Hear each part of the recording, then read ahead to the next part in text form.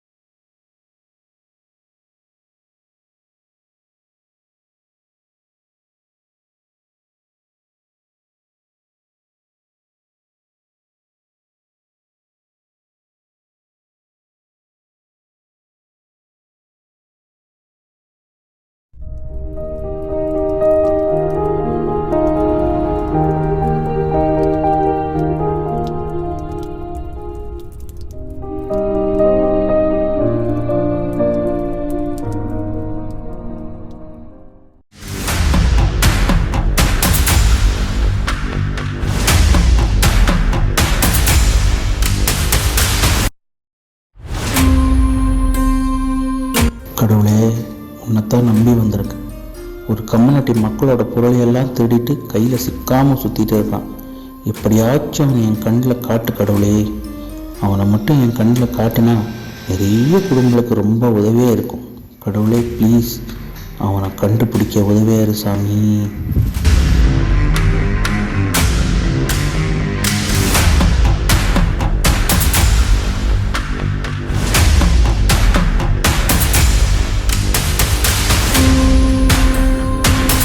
பகவானே, சரியா தப்பான்னு எனக்கு தெரியாது.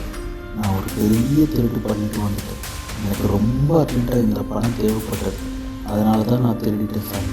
ப்ளீஸ் என்னை யார்கிட்டையும் சிக்காமல் பார்த்துக்கோ. என்னை மட்டும் காப்பாற்றி விட்டேன்னா இதில் 10% ஓடு தான் பகவானே. நான் தப்பிக்க உதவியாது சாமி.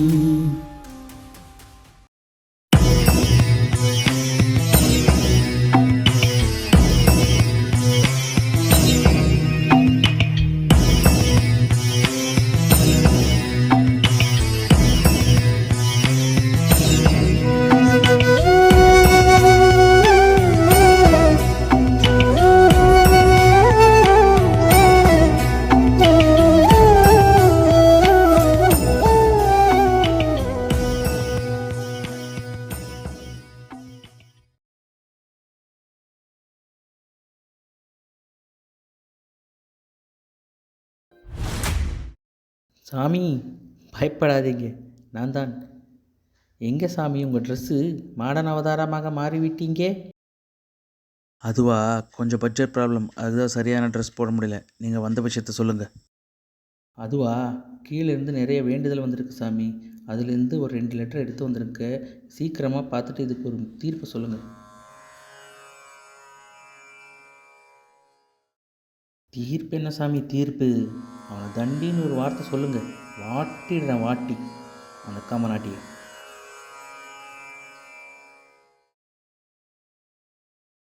எந்த கம்மநாட்டியை தண்டிக்கணும்னு சொல்கிறீங்க?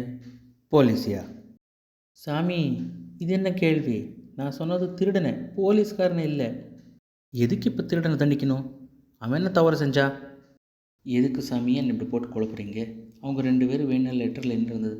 திருடனே திருடந்து ஒத்துக்கிட்டான். மக்கள் பணத்தை மோசடி செஞ்சுருக்கான். இப்போ நம்ம போலீஸ்காரனுக்கு உதவினா தானே அந்த திருட மாட்டுவான். அப்படி மாட்டினா தானே மக்கள் பணம் மீண்டும் மக்களுக்கே போய் கிடைக்கும். அதுக்கு தான் சொல்கிறேன், கண்டிப்பாக நீங்கள் அவனை காட்டி கொடுத்து தான் ஆகணும் சாமி. அவனை எல்லாம் என்னால் காட்டி கொடுக்க முடியாது. அவன் செஞ்சதுன்னு அவ்வளோ பெரிய தவறு இல்லை. நீங்கள் வேறு ஏதாவது வேண்டுதல் இருந்தால் எடுத்துகிட்டு வாங்க. என்ன சாமி, அவன் கொடுக்குறேன்னு சொன்ன 10%க்கு கடமை மீற போகிறீங்களா? அசிஸ்டண்ட்டுன்னு கூட பார்க்க மாட்டேன். அசிங்கமாக திட்டிடுவேன். சரி சரி சரி, டென்ஷன் ஆகாதீங்க சாமி. என்ன சாமி, அவன் மக்கள் பணத்தை பறிக்கிறவன், குறுக்கோளில் போகிறவன். இப்படியே விட்டால் இன்னும் பல பேர் குடியே கெடுப்பான். இந்த சமுதாயத்துக்கு மாபெரும் உள்ளாக வந்து நிற்பான். அதுக்கு தான் சாமி சொல்கிறேன், கண்டிப்பாக நீங்கள் அவனை தண்டித்து தான் ஆகணும். அவன் ஒன்றும் ருசிக்காக பாயாசம் திருடல, பசிக்காக பஞ்சாமிரதம் தான் திருடியிருக்கா. அவன் எழுந்த லெட்டர் நீங்கள் தானே பார்த்தீங்க. அவனுக்கு ஏதோ அவசரம், திருடிட்டான். இது ஒரு பெரிய பிரச்சனையா? விடுங்களேன். அப்படின்னா அவன் திருடினது சரின்னு சொல்கிறீங்களா? நான் அப்படி சொல்லலை. அவன் திருடனா மாற யார் காரணம் தான் கேட்குறேன். நீங்கள் யார் காரணம்னு நினைக்கிறீங்க சாமி? நான் கண்டிப்பாக சொல்கிறேன், இந்த சமுதாயம் தான் காரணம். இந்த சமுதாயத்தில் இருக்கிற சட்டத்திட்டங்கள் தான் அவனை திருட அப்படி யோசிக்க வச்சுருக்கு. எப்படி சாமி சொல்கிறீங்க இந்த சமுதாயம் தான் காரணம்னு? சட்டத்திட்டங்கள் இருப்பது மக்கள் நலனுக்காக. அதை இவன் தவறாக பயன்படுத்திட்டு திருடனாயிட்டான். அதுக்கு இந்த சமுதாயம் எப்படி பொறுப்பாகும்? இப்போ நீங்கள் சொல்கிற அந்த திருடனும் இந்த உலகத்தில் ஒரு மனிதன்தான். அவனும் திருட்ட புதுசாக பண்ணல. எல்லாரும் திருடுறாங்க, அவனும் திருடிட்டான். அவனும் திருட்டோட ஆரம்பம் இல்லை, எல்லாரும் திருடுறங்க தான். அதே சமுதாயத்தில் அவங்கள பார்த்து வளர்ந்தவன், அவனும் திருடிட்டான். அவ்வளோதான். சாமி, நீங்கள் சொல்கிறத நானும் ஒத்துக்கிறேன். இந்த உலகத்தில் எல்லாரும் ஒரு வகையில் திருடுறது தான். ஆனால் அவங்க செஞ்ச திருட்டு யாரையும் நேரடியாக பாதிக்கலை. ஆனால் இவன் செஞ்சது அப்படி இல்லை. இவன் செஞ்ச திருட்டால் சிலர் மக்களோட வாழ்க்கை நேரடியாக பாதிச்சிருக்கு. அதனால தான் சாமி சொல்கிறேன், கண்டிப்பாக இவனை தண்டியுங்கள் என்று. இப்போ நீங்கள் சொல்கிறத நானும் ஒத்துக்கிறேன். சிலர் பண்ணுற திருட்டு நேரடியாக பாதிப்பு இல்லைனாலும் மறைமுகமாக அவங்க பண்ணுற திருட்டு பல பேரோட வாழ்க்கையில் பாதிப்பாக வந்து நிற்கிது. இந்த பாதிப்படைஞ்சவங்களுக்கு யாரால் நம்ம பாதிப்படைஞ்சோன்னு கூட தெரியாது. ஆனால் பாதிப்படைஞ்சவங்களுக்கு ஒன்று மட்டும் நல்லா தெரியும், யாரோ செஞ்ச திருட்டால் தான் நாம் இந்த பாதிப்படைஞ்சிருக்கோன்னு. அப்போ அந்த பாதிப்படைஞ்சவங்க அந்த பாதிப்பை சரி பண்ணிக்கிறதுக்கு என்னன்னு யோசிப்பாங்க? நாமளும் திருட்ட கையாண்டா நல்லா இருக்குன்னு தானே யோசிப்பாங்க. நான் திருட்டுன்னு சொன்னது வெறும் ஒரு மனிதகிட்ட இன்னொரு மனித பணமோ பொருளோ இது எடுத்துகிட்டு போகிறது மட்டும் திருட்டு இல்லை. பொய் சொல்கிறது, ஏமாத்துறது, நம்பிக்கை துரோகம், ஊழல், இன்னும் சிலது, இதெல்லாம் ஒரு திருட்டில் வகை தான். இதனால் நேரடியாக பாதிப்படைஞ்சவங்களோட மறைமுகமாக பாதிப்படைஞ்சவங்க தான் அதிகம். திருட்டு, பொய் சொல்கிறது, ஏமாத்து, துரோகம், ஊழல் இதெல்லாம் வெவ்வேறு வகையாக இருக்கலாம். ஆனால் கடைசியில் மக்களுக்கு மிஞ்சுவது என்னமோ பாதிப்பு தான். மனிதன் இந்த பாதிப்புங்களெல்லாம் சரி செய்கிறதுக்கு சில சட்டத்திட்டங்களை போட்டான். ஆனால் அந்த சட்டத்திட்டங்களை சின்ன சின்னதாக ஒரு ஓட்டைங்களை விட்டான். ஏன் தெரியுமா? இந்த சட்டத்திட்டங்களை போட்டதே ஒரு மனிதன்தான். அவனும் தவறு செய்வான், அவனும் திருடுவான். அவன் இந்த சட்டத்திட்டங்களையும் தப்பிக்கணுன்னா அவன் போட்டு வச்சுருந்த சின்ன சின்ன ஓட்டைகள் அவனுக்கு கொஞ்சம் உதவியாக இருக்கும். திருட்டொன்று இன்றைக்கி நேற்று முளைக்கல. மனுஷனுக்குள்ளே எப்போ சமத்துவம் குறைஞ்சதோ அப்போவே முளைச்சிருச்சு. மனித எல்லாரும் சமம், எல்லாருக்கும் எல்லாம் சமத்துவமாக கிடைக்கணும்னு எப்போ நினைக்கிறானோ அப்போ தான் இந்த திருட்டு ஒளி. ஏதோ சொல்கிறீங்க, ஆனால் இதை என் மனசுக்கு ஒத்துக்கல சாமி. திருடனை தண்டிச்சுருந்தா நல்லா இருந்திருக்கும்.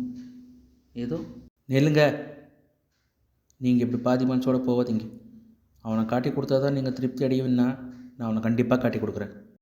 கண்டிப்பாக சாமி, நான் திருப்தி அடைவேன். அவனை காட்டி கொடுங்க. அதுக்கு முன்னால் இந்த லெட்டரை ஒரு வாட்டி படிங்க. கடவுளுக்கு நன்றி.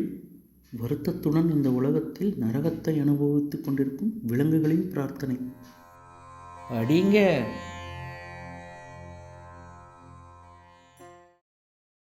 கடவுளே, நாங்கள் வருத்தத்துடன் வேண்டிக் கொள்கிறோம். எதற்கு எங்களை படைத்தாய்? எதற்கு இந்த மனிதன் வாழும் உலகத்தில் படைத்தாய்? எங்களுக்கு இங்கே ஒரு நரகத்தில் வாழ்ந்து கொண்டிருக்கும் போல் உள்ளது. இந்த உலகம் எவ்வளவு பெரியது, ஆனால் இங்கே நாங்கள் வாழ இடமில்லை. மனிதன் எடுத்து விட்டு வச்ச மிச்ச இடத்தில் நாங்கள் வாழ்ந்து கொண்டிருக்கிறோம். இன்னும் நாங்கள் வாழ்ந்து கொண்டிருக்கும் இடம் கொஞ்சம் கொஞ்சமாக குறைந்து கொண்டே வந்து கொண்டிருக்கிறது. காடுகளெல்லாம் நாடுகளாக மாறிக்கொண்டு வருகிறது. இந்த உலகத்தில் இருக்கும் எல்லா விலங்குகளும் மனிதனுக்கு அடிமைதான். எங்கே எங்கள் சுதந்திரம்? எங்கே இந்த உலகத்தில் எங்களுக்கு உண்டான சமத்துவம்? மனிதன் கூட எங்கள் போலவே இரத்தமும் சதையும் கொண்ட ஒரு விலங்குதானே. எங்களுக்கு மனிதன் வாழும் வாழ்க்கை வேண்டாம். எங்களுக்கு எங்கள் இடம் மற்றும் எங்கள் சுதந்திரம் வேணும். இதை மனிதனிடமிருந்து வாங்கித் தாருங்கள் கடவுளே. இப்படிக்கு மனிதனை எதிர்த்து போராட பலம் இல்லாத விலங்குகள். இதுக்கு என்ன பதில் சொல்கிறீங்க சாமி? இதுக்கு பதில் இன்னும் புரியல சாமி. நான் ஏதாவது இந்த விலங்குகளோட வேண்டுதலுக்கு பதிலளிக்க நினச்சா இந்த மொத்த மனித குலத்தையே அழிக்கணும். அழிக்கவா சாமி? என்ன, நீங்கள் தானே சொன்னீங்க திருடனை தண்டிக்கணும்னு? அங்கே பணம் திருட்டு போயிருக்கு, இங்கே இடம் சுதந்திரம் திருட்டு போயிருக்கு. ரெண்டும் ஒன்று தானே? ரெண்டும் ஒன்று தான். ஆனால் சாமி, மனித குலத்தையே அழிப்பது என்பது கேட்குவதுக்கே ரொம்ப பயங்கரமாக இருக்குது சாமி. பயப்படாதீங்க, நான் அப்படி ஒரு முடிவு எடுக்கல. விலங்குகளுக்கு எல்லாம் தெளிவாக சொல்லிட்டேன், உங்களோட கோரிக்கையை நிறைவேற்ற முடியாதுன்னு. எதுக்கு சாமி உதவ மறுத்துட்டீங்க? அப்படி நான் மறுக்காமல் இருந்தால் மொத்த மனித குலத்தையே அழிக்க வேணுமா இருக்கும். அதுக்கு தான் மறுத்துட்டேன். பணத்தை பறி கொடுத்தவங்களுக்கே என்னால் உதவ முடியாது. உதவுனா கண்டிப்பாக திருட மாட்டுவான். இந்த நீதி வச்ச விலங்குகளை என்கிட்ட வந்து நிற்கும். என்ன சாமி, பணத்தை பறி கொடுத்த மக்களுக்கு ஒரு நீதி, இடத்தையும் சுதந்திரத்தையும் இழந்து நிற்கிற எங்களுக்கு ஒரு நீதியா? அப்படி வந்து கேட்டால் நான் என்ன செய்வது? அதனால தான் சொன்னேன், போலீஸ்காரனுக்கு என்னால் உதவ முடியாதுன்னு. யோசிக்க கூட முடியுதான் சாமி. ஆனால் இந்த பிரச்சனைகள் வாராத மாதிரி எதுவும் தடுக்க முடியாதா? எப்படி தடுக்க சொல்கிறீங்க? இது தடுக்கணும்னு நினச்சா மனிதனோட மிகப்பெரிய பலமான புத்தி சக்தியை தான் குறைக்கணும். அதை குறைச்சா இந்த பிரச்சனையை வேணால் தடுக்கலாம். அதை குறைச்சா மனிதன் நம்மளை சும்மா விடுவானா? கடவுளே, எதுக்கு என்னோட பலத்தை மட்டும் குறைத்தாய்? என் போலவே ரத்தமும் சதவும் கொண்ட விலங்குகளோட பலத்தையும் குறையுங்கள் அப்படின்பா. கடவுளே, சிங்கம் புலியிடலிருந்து கூர்மையான பல்கள் மற்றும் மிருகங்களின் பலத்தை குறையுங்கள் அப்படின்பா. என் உருவத்தை விட பெரிதாக இருக்கும் யானை, மாடுகள், சில விலங்குகளோட உருவத்தை குறையுங்கள் அப்படின்பா. இப்படியெல்லாம் கேட்டால் நான் என்ன செய்கிறது? என் பார்வையில் இந்த உலகத்தில் எல்லா விலங்குகள் தான். ஒரு விலங்குக்கு நீதியும் இன்னொரு விலங்குக்கு அநீதியும் என்னால் தர முடியாது. அப்படி தர நான் என்ன மனிதனா? கடவுள். அதுக்குத்தான் இதை தடுக்கக்கூட நான் முயற்சி பண்ணல. அப்புறம் இதுக்கு என்னதான் சாமி முடிவு? பார்க்கலாம். காலம் எல்லாத்துக்கும் பதில் சொல்லும். இந்த பூமியில் இருக்கிற மற்ற எல்லா விலங்குகளும் நான் தான் பலசாலின்னும் வேற எந்த விலங்காலையும் என்னை அழிக்கவே முடியாதுங்கிற நம்பிக்கையை மனிதன் தொட்டுட்டான். அங்கே தான் மனுஷனுக்கு உண்மையான பிரச்சனையே ஆரம்பமாயிருக்கு. ஆமாம் சாமி, சரிதான். தன் பலத்தை நிரூபிக்க வேற எந்த விலங்கும் இல்லாதனால இந்த மனிதனுக்குள்ளேயே தன் பலத்தை நிரூபிக்கிற போட்டி ஆரம்பிச்சிருச்சு. இதனால் மனிதனுக்குள்ளேயே ஏற்றத்தாழங்கள் வந்துருச்சு. இந்த ஏற்றத்தாழங்கள் வந்ததுனாலேயே மனிதனுக்கு இந்த சமத்துவமும் அழிஞ்சிருச்சு. இப்போ மனிதனோட பலங்கிறது வெறும் புத்தி சக்தி மட்டும் இல்லை, அது கூட பணமும் சேர்ந்துருச்சு. அதனால தான் மனுஷன் இங்கே நானும் யாரை விட பலத்தில் குறைஞ்ச நிலையில் நிரூபிக்கத்தான் இந்த பணத்தை பின்னால் ஓட ஆரம்பிச்சிட்டான். இந்த பணத்தை தன் வசமாக்கிறதுக்கு மனிதனுக்கு நிறைய வழிகள் இருக்குது. ஆனால் அதில் ரொம்ப ஈஸியான வழி இந்த திருட்டு. அதுக்கு தான் மனுஷன் இந்த திருட்டு பின்னால் அதிகமாக போக ஆரம்பிச்சிட்டான். வேறு விலங்குகளோட இடத்தையும் சுதந்திரம் திருடும்போது அது அவங்களுக்கு தவறாக தெரியல. இப்போ அவங்களுக்குள்ளேயே அவங்க திருடும்போது அது அவங்களுக்கு பெரிய தவறாக தெரியுது. இதை என்கிட்ட வேணா நான் என்ன செய்ய முடியும்? 100 கோடி மக்களில் 1 கோடி மக்கள் வெறும் திருடர்களாகவே இருந்தால் அது அவங்க பார்வையில் ராங். அதே 100 கோடி மக்களில் 99 கோடி பேர் வெறும் திருடர்களாகவே இருந்தால் அது அவங்க பார்வையில் ரைட். இப்போ இந்த 100 கோடி மக்களில் 1 கோடி திருடர்கள் அவங்களுக்குள்ளேயே திருடிக்கிற திருடர்கள். அதனால தான் அவங்களுக்கு அது தவறாக தெரியுது. அதனால தான் என்கிட்ட வேண்டுறாங்க, கடவுளே திருடனை தண்டீன். அதே இந்த 100 கோடி மக்களில் 99 கோடி பேர் அப்படிங்கிறது விலங்குகிட்டிருந்து இடத்தையும் சுதந்திரத்தையும் திருடுறது. அது அவங்க கணக்கில் தவறாக தெரிறதில்லை. அதனால தான் யாரும் என்கிட்ட கடவுளே விலங்குகளை காப்பாற்றுன்னு வேண்டுறதில்லை. எது மனிதனுக்கு சாதகமாக இருக்குதோ அது மனிதன் பார்வையில் ரைட். எது மனிதனுக்கு சாதகமாக இல்லையோ அது மனிதன் பார்வையில் ராங். இதுதான் மனிதன் கணக்கு. இப்போ நல்லா புரிஞ்சது சாமி. வேண்டாம், நீங்கள் யாரையும் தண்டிக்க வேண்டாம். இப்போ நீங்கள் எடுத்த முடிவு தான் ரைட். இல்லை இல்லை, ராங். சரி சரி சரி, நமக்கு இந்த ரைட் அண்ட் ராங்கே வேண்டாம் சாமி.